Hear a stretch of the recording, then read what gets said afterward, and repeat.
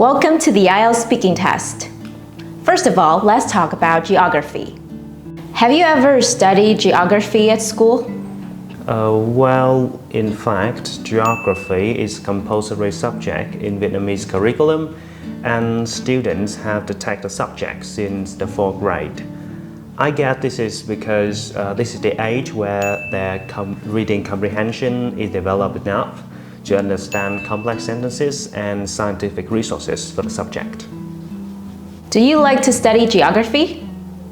Well, to be honest, I'm a huge fan of geography, especially when it comes to space concepts. It is the core chapter in 6th grade where students have to explore the solar system, the formation of the universe and planets, and things like that. I'm so driven by the mystery related to the origin of life, so I couldn't help it. Are you good at reading maps?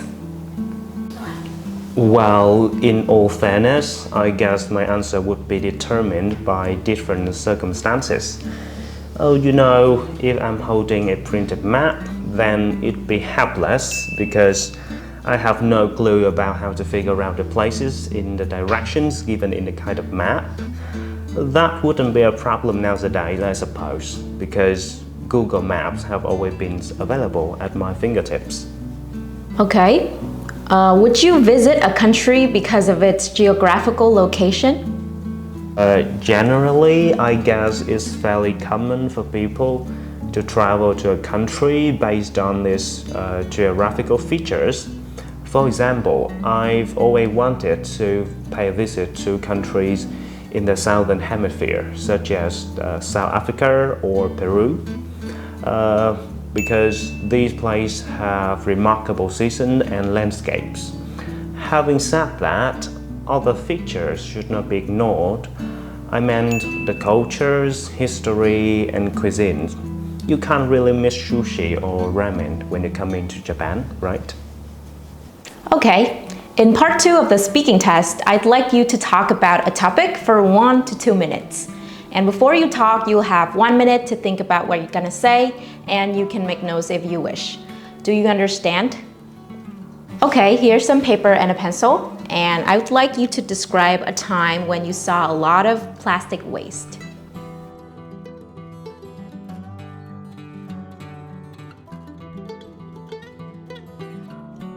Well, if there were a competition for the most distressing moment I've ever had, the time when I visited Korong Sanlum would be a strong contender.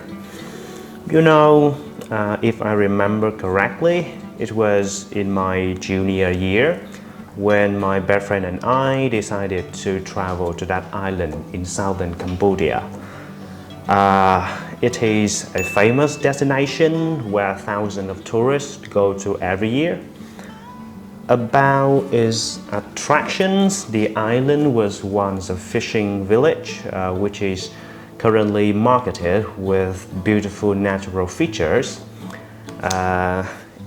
Its simplicity and originality completely stand out thanks to the diversity of seafood and cuisine. What's more, countless aquatic and hiking activities are also its stronghold.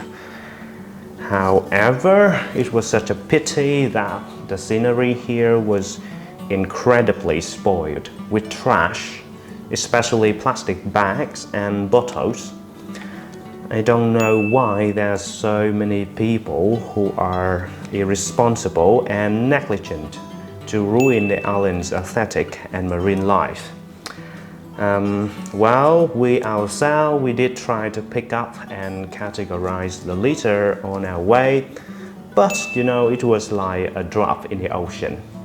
I wish the local government and the environmental enthusiasts would do something more about this. To cut the long story short, it is definitely an unforgettable experience showing how much we have wrong major. Okay, so we've been talking about plastic products. Now I'd like to ask you some more questions about this. What are some benefits of using plastic products? Well, I guess there are a few merits when we make the most of plastic. Firstly, its lightweight and durability are good for containers and other products. It is unlikely to rust and spoil the content. Additionally, plastic is recyclable at low cost. It is very cheap compared to metal and glass. And finally, this material helps promote consumerism. The product could be cheaply manufactured and thus affordable for consumers. How can people reduce their use of plastic? Honestly, there are several ways for people to cut down on the daily amount of plastic. To begin with, they could replace plastic containers with other ones. For example, they can bring their own bottles for beverages and tote bags when shopping. And secondly, they can reuse their plastic products for other purposes. For example, growing plants or making crafts. What kinds of plastic waste are often seen in Vietnam? Well, based on my experience, there are some common types of plastic waste in Vietnam, but I assume that the most common would be containers for beverages and food. This is because they are consumed and thrown away on a daily basis. As well as those mentioned above, another kind worth mentioning would be household appliances. Nowadays, appliances can be sold at a price to suit everyone's pocket. As a result, the product's lifespan is much shorter and they end up in the landfills. What are some problems when there's too much plastic waste? As a matter of fact, there are two consequences when the amount of plastic pollution is too much to handle. First of all, it makes the food chain toxic because fish and animals consuming microplastic join the food chain.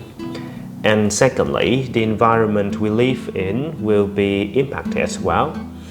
The health problems related to hazardous release from waste incineration and illegal waste dumping have been on the headlines.